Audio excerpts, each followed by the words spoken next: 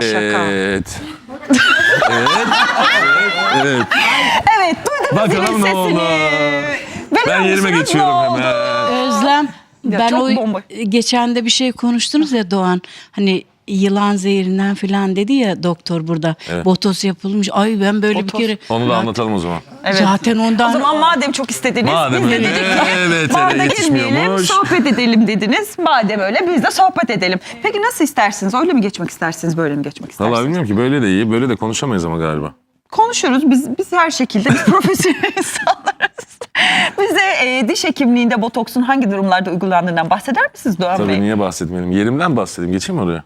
Geçelim. Hadi konuk Tamam, olayım geç. bari. Hadi siz oraya geçin. Ben de Ne yapacağım? Konuk olayım o Sandalye zaman. çekeceğim. Konuk oldum şu anda. Çok hainmişsiniz.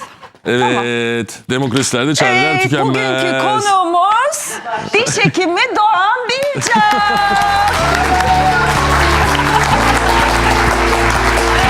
Ay çok araya. Evet, merhabalar. Ay çok heyecanlı. Nasılsınız? Hoş geldiniz. Yani ne güzel trafiğe takılmadan sizi burada ağırlıyor Yetiştik çok şükür. olmak. Evet, evet. Yetişmeyecek. Yetişmedi, evet. Olsun, sohbetimiz başlayabilir. Botokstan bahsedelim, değişik bir konudan bahsedelim. Şimdi evet, bir kere o ablanın sorduğu az önceki konuyu bir açalım. Çünkü genelde piyasada konuşulan ve itham edilen bir takım durumlardan dolayı bazı tedavilerin tedavi olmadığına yönelik veya işte zararlı tedaviler olduğuna yönelik maalesef yanlış bilgiler çok dolaşıyor. Bunlardan biri de botoks uygulaması. Esasında bu uygulamanın adı botulinium toksin denen bir uygulama. Yani adından da anlaşılacağı gibi toksin geçiyor zaten cümlenin içinde ama burada yılan zehri mi, işte zehir mi veriyoruz, kası felç mi ediyoruz, işte biz bu kasa zarar mı veriyoruz, bir daha çalışmayacak mı, sıkıntı mı yaşayacağız, işte ne bileyim yani alnına yaptırdı diyelim hasta, alnını bir daha hiç yukarı kaldıramayacak mı, kaşlarını hiç bir daha yukarı kaldıramayacak mı gibi. Tanesi. Ama esasında buradaki olay bir protein enjekte ediyoruz biz oraya. Ve o protein kasla sinir hücresinin arasına bir blokaj oluşturuyor. Ve sinir hücresi kası uyaramıyor. Bu da kasın çalışmamasını sağlıyor. Ve botoks zaten vücudunuzdan o bizim enjekte ettiğimiz sıvı %100 atılan bir şey. Yani %1'i, binde Sonra biri vücut bile onu kalmıyor. kendi kendine atıyor ve siz tekrar Tamamen atıyor. yeniliyorsunuz. Evet, şimdi hatta şöyle söyleyeyim. Hani bunun ortalama senede 2 veya 3 kez yapılması lazım diye biliniyor. Yani 4 ile 6 ay kalıcılığı var bu uygulamanın. Diyelim ki 4 ay. Yılda 3 kere yaptırmanız lazım. Ama bu 4 ay boyunca bile botoks sizin vücudunuzda kalmıyor. Ortalama 3-4 gün içerisinde botoksun etkisi başlar. 15. gün bu etki maksimuma ulaşır. Ve bu süreçte botoks vücuttan tamamen atılmış olur. Oraya o dediğimiz kasla sinir hücresi arasındaki bölgeyi blokajını oluşturur. O blokajın kalkması ortalama 4-6 ay sürüyor. Yani sinirin kası tekrar uyarmaya başlaması aşağı yukarı 4-6 ay sürüyor. Ve bu esnada da gerek dönemsel olarak estetik kaygıyla gerek tıpın birçok alanında uygulanıyor. Yani bu iş sadece diş hekimliğinde veya işte üst yüz olarak hani herkesin yaptırdığı alın, kaş arası kazaya ile ilgili değil, birçok uygulaması var. Hani beyin cerrahisinden tutun ortopediye kadar birçok yerde kullanılan bir malzeme. Bizde ne tarz durumlarda kullanılıyor? Çünkü hani diş hekimiyle botoks Evet, kelimelerini... mesela değişik aslında hani duyuyoruz, evet, estetik merkezlerinde uygulanıyor. Bu hani herkesin sık sık kullandığı ve duyduğumuz bir şey. Ama sizde niye uygulanıyor mesela? Evet, yani diş hekimi ve botoks kelimeleri yan yana olunca biraz şaşırtıcı oluyor tabii. İşin bize aslında bakarsanız fonksiyonel kısmındayız estetikten daha çok. Hepimizin yaşadığı, yani bende de var, sende de var, biz de biliyoruz artık. Bir diş sıkma problemimiz var. Bu da hele bir de İstanbul gibi bir şehirde yaşıyorsunuz. Günlük hayatta tik oluyor herhalde, evet, değil mi? yani günlük hayatta sürekli bir yere yetişmeye çalışıyorsunuz. İşte buna gün içinde hayatınız boyunca yaşayacağınız bütün sıkıntıların sebebinde stresli ve gergin dönemler yaşıyorsunuz. Bunun da en büyük belirtilerinden biri gece diş sıkma. Bunun kimisi sıkıyor ve kilitliyor çenesinin, kimisi sağa sola gıcırdatıyor, ileri geri doğru gıcırdatıyor. Ve bu sizin hem ekleminize hem dişlerinize hem dişlerinizi içinde tutan kemiğe zarar veriyor. Çünkü sonuçta sürekli olarak kronik bir travma uyguluyorsunuz bölgeye. Yani çok basit örnek verelim, siz kolunuzla aynı yere sürekli dokunun. Belli bir yer sonra buradaki dokunun nekroze olmaya başladığını, yani ölmeye başladığını zaten bilirsiniz. Çünkü kronik travmanın böyle belirtileri vardır vücudun her yerinde. Biz bunu engellemek adına temel olarak 2 veya 3 tedavi yöntemi sayabiliyorduk. Bunlardan birincisi çok rutinde yapılan, yani ben de kullanıyorum, gece plağı.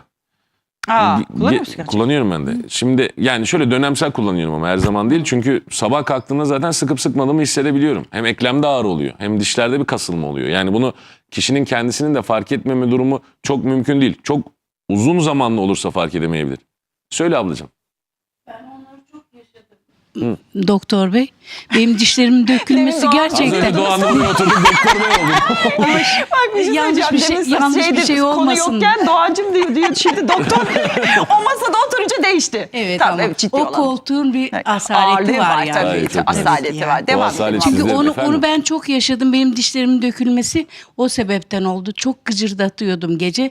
Sıkıyordum böyle sabah kalkıyorum ve ay bu çenelerim böyle gün boyu ağrıyordu böyle devamlı yani. Çok ben çektim onu. Seni anlıyorum. Şimdi burada şöyle söyleyeyim, benim öyle hastalarım oldu ki implantı kıran hasta gördüm ben. Yani Oo. daha önce de burada anlatmıştık O kadar galiba. da ciddi Yani sıkıyor. implantın üstündeki porselen kaplama falan değil. Bayağı implantın kemik içinde kalan kısmı boynundan kırık halde gördüm. Çünkü çok ciddi bir defekti vardı hastanın ve eklem artık o kadar amiyane tabirle laçka olmuştu ki çeneyi çok fazla sağ ve sola hareket ettirebiliyordu. Yani sağ üst köpek dişi sol alt köpek dişine değebilir mi yani? Bir değdirmeye çalış, yapabilir misin? Mümkün değil. Ama neredeyse o kadar çenesini oynatabilen hastalar oldu sırf bu eklem problemi yüzünden. Gece plağı uygulamaları nasıl yapılıyordu? Ki hala yapılıyor. Rutinde biz hastadan ölçü alıyoruz. Bu ölçü laboratuvara gidiyor. Bunların belli sertlik, yumuşaklık dereceleri var. Hastanın şikayetinin dozuna göre, düzenine göre bizlerin de uyguladığımız gece plakları var. Hasta bunu yatarken gece takıyordu. Rutinde gün içinde 24 saat takmasını istediğimiz durumlar da oluyor. Yani mesela sen de hep söylüyorum ya sana, sıkma fark ediyorum artık çünkü sende de peki, tik olmuş. Sürekli gidiyor. Acaba gece uykuda sıkıyor muyum bilmiyorum mesela. Evet, yani hani onun da bir Oluyor mu? sabah Yani kalktığında gündüz falan böyle mesela eklem onu- ağrısı oluyor mu? Yok hiç olmuyor. O zaman çok olduğunu düşünmüyorum. Herhalde. Yani hani biraz gün içinde belki tik olmuş Bence olabilir. o Bir şey tik düşün tik. çünkü Bir şey düşününce, bir şey Evet. dikkatini verince böyle elinde olmadan yapıyorsun yani. sen yapıyorsun. Ben yapıyorum. Sen de farkında. Ben bunu bugüne kadar hiç farkına varmamıştım. İlk defa sen söylediğin için şimdi farkına vermiş oldum. Şimdi burada bizim yapmamız gereken o alışkanlığı kırmak. Yani bunlar parafonksiyonel, yani fonksiyon dışı gelişmiş alışkanlıklar. İşte buna tik deniyor, yanlış alışkanlık deniyor ama bunun tıp dilinde adı parafonksiyonel alışkanlık. Ve bu şöyle düşünün, küçük bir bebek parmak emmeye başlıyor. Belli bir yaşa geliyor, 6-7 yaş, hala parmak emmiyor. Bu parmak emmesi damak kubbesini derinleştirir, dişlerin arasını açar. Yani bir sürü problem sayabilirsiniz bununla alakalı. Mesela o durumda da bizim yine bazı apareylerimiz var bunu engelleyebilmek için. Aynı buna benzer bir durum. Sizin yapmamanız gereken ama alıştığınız bir durumu ortadan kaldırmamız lazım. Evet. Pili oraya koyduğunda eklemde şöyle bir tepki oluyor. Siz ısırdığınız zaman, yani ki burada planda yine gösterelim. Siz bu plağı dişin üzerine yerleştirdiğiniz zaman şu şekilde genelde üst çeneye yapılıyor. Üst çeneye bu plağı yerleştirdiğiniz zaman bu sefer alt çeneye baskı uygulayamıyor dişler. Yani kas kendini sıkıyor ama belli bir yerden sonra bunun boşa olduğunu görüyor. Çünkü üst dişle alt dişe kuvvet gelmiyor. Arada dediğim gibi belli dereceleri olan, sertlik dereceleri olan plaklar yaparsak. Şimdi bunu da kullanamayan hastalar var. Yani midesi bulanabiliyor. Veya o kadar sıkıyor ki bunu parçalayabiliyor. Yani bunun en sertini parçalayan hasta da gördüm ben. En esneğini parçalayan hasta da gördüm. Çıkarıp atan da duydum. Mesela öyle diyen de var. Yani bir hastam demişti ki ya eşi beyefendi gece diş sıkıyor. Plak yapıyoruz. Ya diyor sabah kalkıyorum diyor. Yanımda bey yok, plak duruyor yanımda diyor. Yani adam çıkarıp atıyormuş, farkında değil. O şeyle mesela o sersemlikle yataktan da kalkıp içeri gidiyormuş mesela. Tabii neredeyse bir ailenin sonunda şey oluyor. Şimdi Vay burada canım. bu problemi çözmek için gece plağından harici botoks uygulamaları yapabiliyoruz. Peki o kökten çözüyor mu o sorunu yani? Şimdi Yoksa bu da azaltıyor mu? aynı şekilde belli dönemlerle az önce söylediğim gibi tekrarlanması lazım. Yani bir kere yaptım, bu şikayet tamamen geçti. Bu çok mümkün değil. Olabilir mi? Olabilir ama çok düşük bir yüzde. Bunu rutinde uygulamak lazım. Belli periyotlarla o alışkanlığın kırılıp kırılmadığını görmemiz lazım. Yani ben nasıl uyguluyorum sorarsan, önce hastaya yapıyoruz. Sonrasında zaten aşağı yukarı o 4-6 aylık sürede hasta kendisi arıyor veya geliyor, diyor ki ben tekrar başladım diyor. Mesela bu da şöyle bir örnek verelim.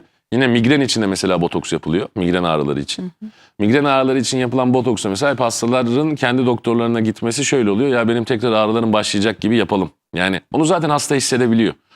Belli bir süre bu uygulamaları yaptıktan sonra birkaç defa artık o uygulamanın o alışkanlığı kırıp kırmadığına zaten hem hasta hem doktor hakim oluyor ve tedaviyi ortadan kaldırıp normal günlük hayatına hasta devam edebiliyor. Bir diğer botoksun yine kullanım şekli bizim gummy smile dediğimiz güldüğünde diş etinin çok fazla görüldüğü durumlar var. İşte hep bahsediyoruz, estetik diş hekimliği diye bir kavram çıktı ve bu kavram doktorların da elini diş hekimlerini rahatlattı. Çünkü sadece artık ağrıyla veya işte bir kırıkla diş çekimi için değil, görsel şikayetlerle de hastalar diş hekimlerine gelebiliyor. Şimdi bunların en barizlerinden biri gülünce diş etinin fazla gözükmesi. Onun bir adı mı vardı? Tamam. Gummy smile. Ha. Şimdi bu gummy smile'ı ortadan kaldırmak için periyodontal cerrahi yani diş eti cerrahisi uyguladığımız durumlar var. Ne yapıyoruz? Diş etini lazerle veya yine bir sürüyle klinik ortamda lokal anestezi altında dişin görünürlüğünü Dişe zarar vermeden sadece diş etiyle dişe hiç çözebiliyor dokunmuyoruz. musun? Diş etini tamamen yukarı doğru alıyoruz. Evet. Dişin ağza görünen kısmı fazlalaşıyor. Evet. Diş etinin görünen kısmı azalıyor. Fakat şimdi bunu da yapacağınız belli seviyeler var. Yani bunu ne kadar yapabilirsiniz? 1 santim alamazsınız yukarı. Birkaç milim anca yapabiliyorsunuz. Burada gene dikkat edilmesi gereken diş etinin altında sonuçta sadece diş kökü yok. Bir de onun içinde durduğu bir kemik var. Tabii. Diş etiyle kemik arasında da belli bir biyolojik aralık bırakmak zorundasınız. Yani aslında onun bir limiti var yani. Çok kafanıza Tabii. göre onu kesemiyorsunuz. Yani bu gingivektomi ve gingivoplasti diye geçer bu operasyonlar. Bu operasyonları yapabileceğiniz belli limitler var. Bu limitlere rağmen hala hastaların diş eti görünürlüğü çok fazla olabiliyor.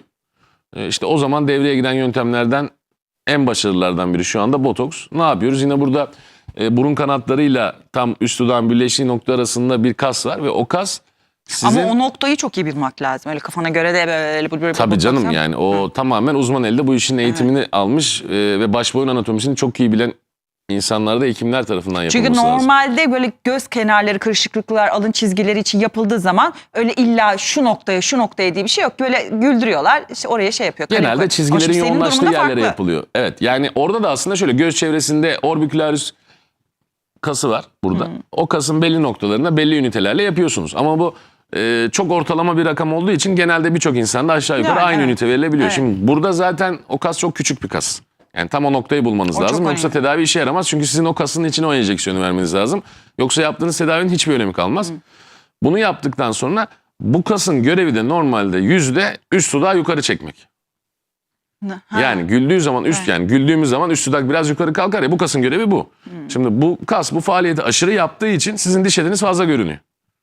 Biz o kasın içine botoks enjeksiyonu yaptığımızda o dudağın yukarı fazla kalkmasını engelleyerek güldüğünde normal bir gülüş hattı oluşturabiliyoruz. Peki kendini kasmıyor mu böyle burada bir hani hissizlik Yok olmuyor? ya o şimdi ben tabii kendime uygulatmadım. Bilmiyorum hani o hissiyatı bu yani kendim yaşamadığım için. Yaptıranlar Ama hani söylüyor. yaptığımız hastalardan aldığımız geri dönüşlerde herhangi bir sıkıntı yaşamıyor. Hatta tam tersi görsel olarak çok memnun olduklarını söylüyorlar. Ama tabii bu sürekli yapılması gereken bir şey. Yani bunu bir kere yaptım, 2 kere yaptım, 3 kere yaptım. Hatta da çok kullanılan bir mimik olduğu için de belki Tabii. daha kısa sürede bile Aynen öyle. tekrarlanması Bravo, gerekiyor. çok güzel Online. tespit. Yani botoks sevdiğimiz bir şeydir. İyi biliyorsun. Hayırdır? Severiz değil mi hanımlar yani? Son evet. bir dakikaymış. Kalkalım mı ortaya? evet. Beni O davet zaman etti. siz şöyle alalım. Siz çok seversiniz burayı. Evet, sohbetimizin de sonuna gelirken hocam diyerek sizi Son, şöyle son. alayım. Bunu da ayakta anlatalım. Son olarak o zaman botoksu diş Bir şey daha hekimliğinde de söyleyeyim. sık sık kullanıyoruz. Bir de hipersalivasyon var. Bu da tükrük akışının fazla olduğu durumlar olabiliyor. He, Yani mesela onu- kimisinin ağzında tükrük çok birikir ve bundan rahatsız olur. edersin. Tükrük bezlerini yapıyoruz. Burada da gene karşılaştırabileceğimiz örnek mesela avuç içi ve koltuk altı terlemelerinde de botoks uygulaması yapılabiliyor. Evet. Aynı o mantıkla ter bezlerinin içine nasıl Ağzın içine mi yapılıyorsa yapıyorsunuz? ağız içinde tükrük bezlerine yapılan botoksla o salivasyonun o tükrük akışının minimuma inmesini sağlıyoruz. Evet. Bunların hepsinin belli dozları var. Olması gereken dozlar var ki tedavi edeceğiz diye zarar vermeyelim tabii ki. Evet. Şimdi normal şartlarda size alkışla uğurlayıp Ay, tekrar evet. almam gerekiyor ama öyle bir şey tabii ki Yapmayalım yapmayacağız. artık, evet. Gerek yok. Bu kadar anlattık madem. Efendim bir programımızın daha sonuna geldik. Önümüzdeki hafta cumartesi günü yine aynı saatte görüşmek üzere. İyi hafta Hoşça kalın, sonları. Hoşça sağlıkla kalın. kalın.